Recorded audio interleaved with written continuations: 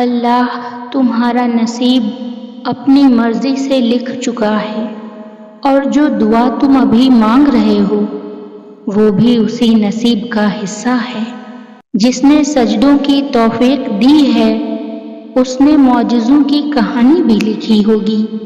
تہجد کی دعاؤں سے انسان وہ بھی پا لیتا ہے جو چیز اس کے نصیب کا حصہ نہیں ہوتی۔ اللہ ہماری خواہشیں بن مانگے ہی پوری کر دیتا ہے، تو مانگنے پر تو معجزے ہی دے گا نا۔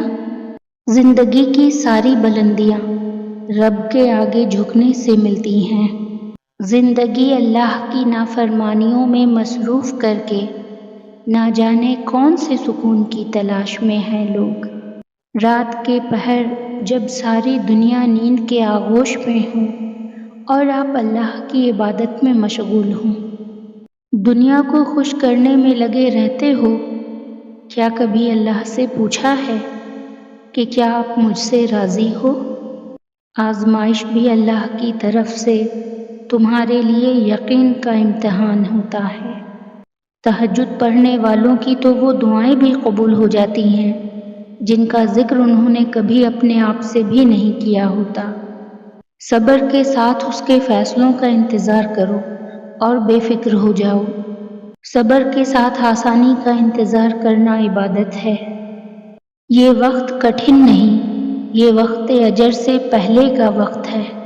سنو، جتنا صبر اس سے کہیں زیادہ اجر۔ ان قریب ہیں معجزے، پکا یقین ہے کوئی معجزہ قریب ہے۔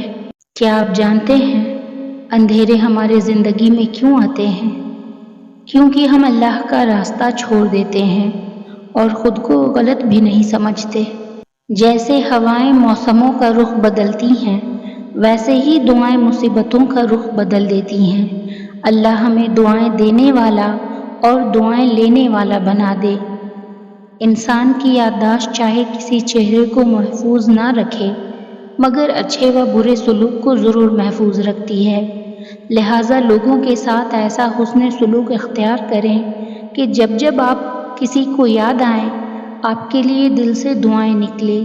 ہمیں لگتا ہے کہ ہمارے پاس بہت وقت ہے، ہم صحت مند ہیں، جوان ہیں، ہر کام کر سکتے ہیں، ہر کام کر بھی لیتے ہیں جو ہمارے نفس کو پسند ہے، مگر وہ سارے کام زندگی کے آخری حصے کے لیے چھوڑ دیتے ہیں جو اللہ تعالیٰ کو پسند ہے۔ اس رنگ برنگی دنیا میں اربوں لوگوں کے ہجوم میں وہ شخص کامیاب ہے، وہ خاص ہے، وہ خوش نصیب ہے جو کہتا ہے میں نے اللہ کا پسندیدہ بننا ہے، اور پھر وہ اس کوشش میں خود کو لگا دیتا ہے، اس کے رنگ میں خود کو رنگ دیتا ہے، اور اللہ کا رنگ تو سب سے بہترین ہے۔ اچھے انسان کی تعریف کے لیے اتنا ہی کافی ہے کہ وہ کسی کو تکلیف نہیں دیتا۔ دولت اور عہدے انسان کو عارضی طور پر بڑا کرتی ہیں، لیکن انسانیت اور اچھا اخلاق انسان کو بہت بلند درجے پر رکھتا ہے۔ اللہ تعالیٰ کو بہت پسند ہے وہ دل جس میں مخلوق کا درد ہو، وہ جگہ جہاں اللہ تعالیٰ کا ذکر ہو، وہ آنکھیں جن میں حیا ہو، وہ آنسو جو خوف خدا سے گرے، اور وہ خدمت جو بغیر کسی مطلب کے ہو۔ یا اللہ، ہم سب کو یہ صفات عطا فرما، ہم سب کو اپنی ناراضگی اور زمینی و آسمانی عذاب سے محفوظ فرما۔ آمین۔